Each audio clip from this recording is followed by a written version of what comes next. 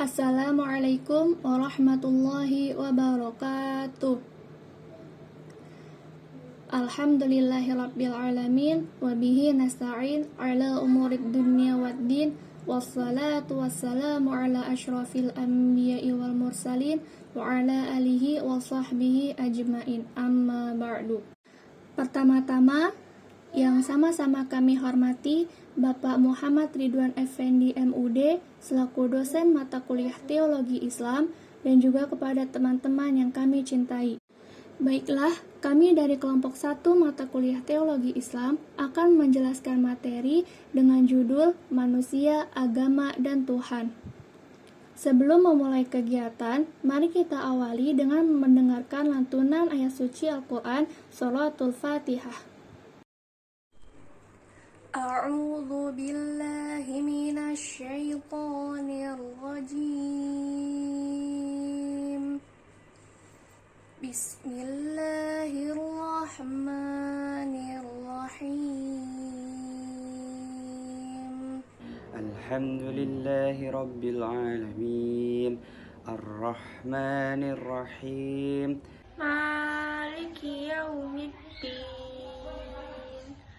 Iyyaka na'budu wa iyyaka nasta'in.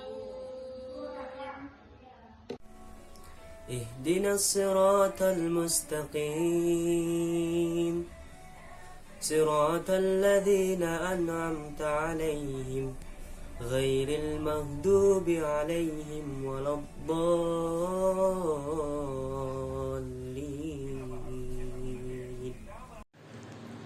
Baik teman-teman, izinkan saya untuk memperkenalkan anggota dari kelompok 1. Yang pertama ada saya sendiri, yaitu Ajeng Nazwa Az-Zahra, bersama 3 orang teman saya, yaitu Adam Reza Habibi, Muhammad Aditya Rizky, dan Zahra Malihah Sakinah. Oke, selanjutnya saya akan menjelaskan tentang hubungan agama dan kepercayaan. Sebelum pembahasan lebih lanjut, kita harus tahu dulu nih, apa sih pengertian dari agama dan kepercayaan? Jadi teman-teman, agama adalah seperangkat nilai dan kaidah agar kita sebagai manusia dapat berhubungan baik dengan Tuhan serta makhluk ciptaannya. Sedangkan kepercayaan adalah sikap batin seseorang atas kebenaran dari ajaran agamanya. Pengertian ini dinyatakan oleh Departemen Pendidikan dan Kebudayaan. Jadi teman-teman, dengan kata lain, beragama adalah memeluk dan menjalankan suatu agama yang resmi di Indonesia. Nah, agama yang resmi di Indonesia itu ada 6 teman-teman, yaitu Islam, Kristen, Katolik, Buddha, Hindu, dan Konghucu.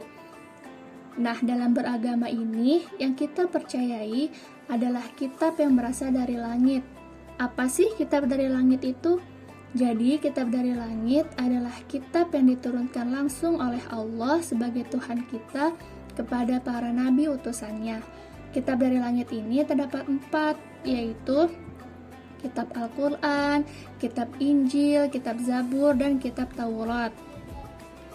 Kemudian kepercayaan adalah anggapan bahwa sesuatu benda atau hal-hal yang gaib benar-benar ada, seperti kepercayaan dinamisme dan animisme.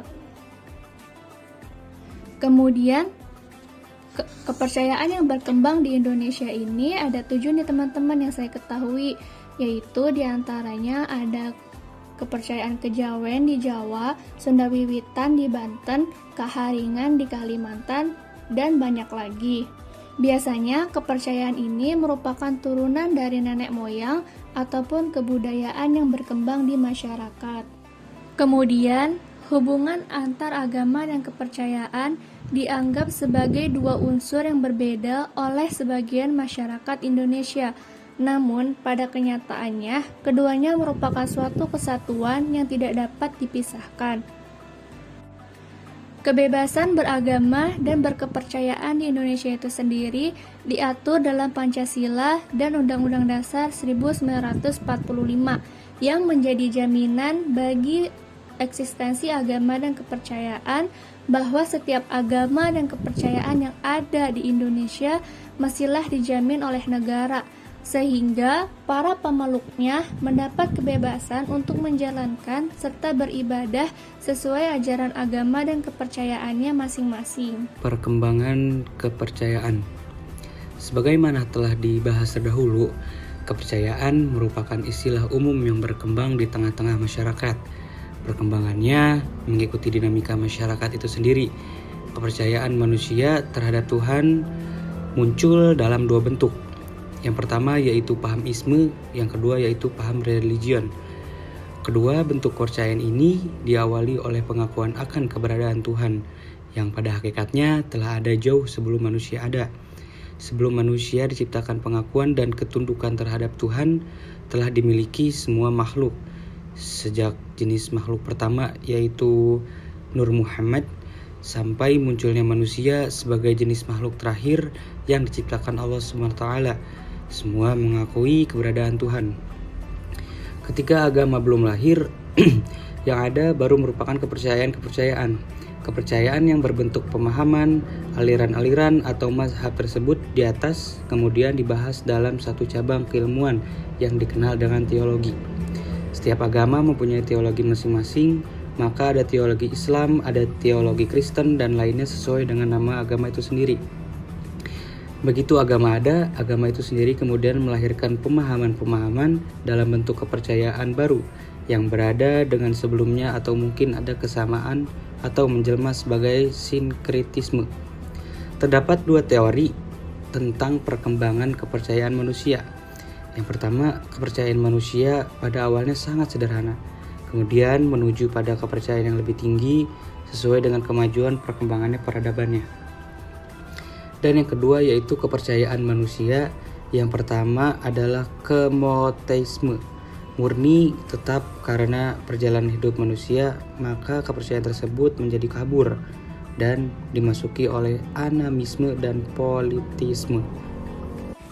Nah, materi yang selanjutnya itu adalah persepsi manusia tentang Tuhan. Sebelum kita lanjut, kita harus tahu dulu nih, apa sih persepsi itu?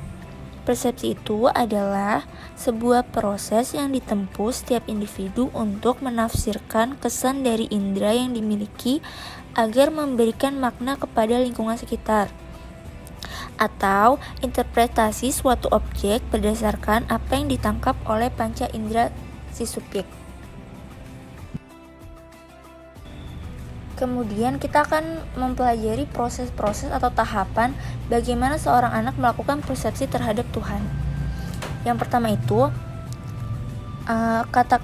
kata Tuhan sering diucapkan di lingkungan sekitar si anak, sehingga kata Tuhan sering didengar oleh anak.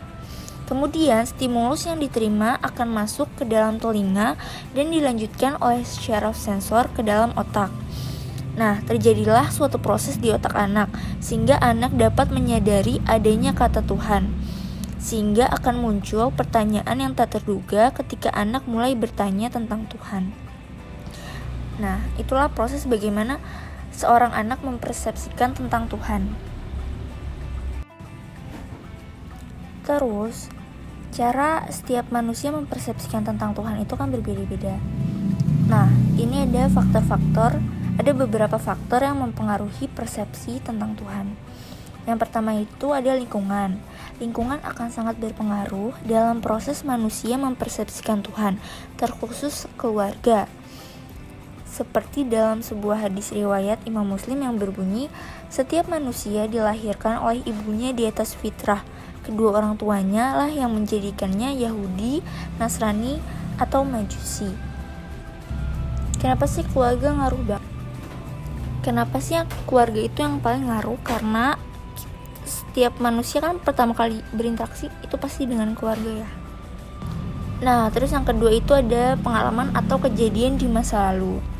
Manusia itu mempersepsikan Tuhan berdasarkan pengalamannya pada saat menyaksikan reaksi orang-orang di sekitarnya yang disertai emosi atau perasaan tertentu. Maka timbullah pengalaman tertentu yang makin lama makin meluas dan mulailah perhatiannya terhadap kata Tuhan itu tumbuh. Nah, yang ketiga ada kebutuhan dan keinginan.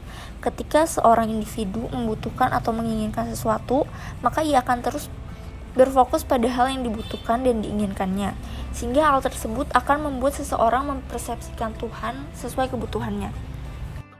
Assalamualaikum warahmatullahi wabarakatuh. Saya Muhammad Ridya Rizky. Saya ingin menjelaskan arus utama pemikiran Islam. Dalam Islam ada 3 cabang, yaitu ada teologi Islam, filsafat, dan hukum. Nah, dalam aspek ini tuh berdasarkan fungsi peranan perkembangannya, teologi Islam diposisikan sebagai arus utama pemikiran Islam, baru ada filsafat dan hukum. Tetapi teologi Islam ini tuh banyak menggunakan analisis dari filsafat dan hukum. Jadi pembahasan itu bisa dibandingkan dengan filsafat dan hukum karena menggunakan analisis teologi Islam serta pandangan yang dilakukan melalui pemikiran Islam pada umumnya karena berbagai macam sains Islam, sehingga ketiga aspek ini tuh dapat dikelompokkan sebagai arus utama pemikiran Islam karena isinya terdapat ilmu tauhid, ilmu usuluddin, ilmu akidah, dan teologi Islam masuk dalam kajian teologi Islam.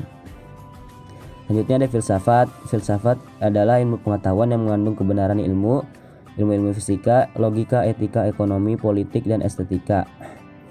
Filsafat ini tuh bisa digunakan untuk mencari kebenaran yang pertama. Jadi setelah ada teologi Islam, jadi filsafat dan hukum itu menjadi ketiga aspek yang paling dibutuhkan dalam arus utama pemikiran Islam ini, karena ketiga aspek itu tuh sangat terhubung sehingga menghasilkan pemikiran Islam yang lebih berkembang dan lebih baik lagi.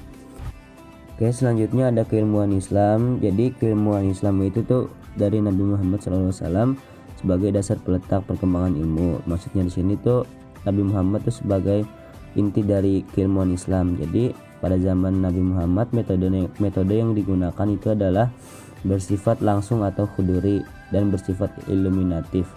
Jadi metode yang digunakan itu menggunakan ijtihad karena semakin berkembangnya persoalan dalam masyarakat. Jadi sehingga wahyu-wahyu yang disampaikan oleh Allah kepada Nabi Muhammad perlu ditafsirkan karena agar persoalan yang terjadi di zaman pada Nabi Muhammad SAW ini tuh dapat terpecahkan. Nah, selanjutnya ada hakikat ilmu, dan dalam Islam meliputi sarana, proses, dan tujuan. Maksud dari sarana ini itu bersifat epistemologis, yaitu bahwa Islam menerima rasio dan empiris sekaligus wahyu dan intuisi. Sedangkan tujuan ilmunya yaitu mengungkapkan kebenaran dalam rangka menuju pada kebenaran yang hakiki. Hakikatnya juga dapat dilihat dari 3 aspek nih, jadi peripatetik, eliminatif, dan hikmah al-muta'aliyah yang merupakan kombinasi dari berbagai tipologi pemikiran. Jadi dalam hakikat ilmu ini tuh dari sarana dan proses dan tujuannya selalu berkembang dari zaman ke zaman, sehingga ketika berkembangnya suatu persoalan yang terjadi pada zaman Nabi Muhammad hingga yang masa sekarang ini selalu ditafsirkan melalui wahyu-wahyunya, sehingga pemikiran-pemikiran menjadi terbuka dan dapat menyelesaikan masalah-masalah yang terjadi. Begitulah dari pemikiran-pemikiran yang dapat saya jelaskan. Assalamualaikum warahmatullahi wabarakatuh.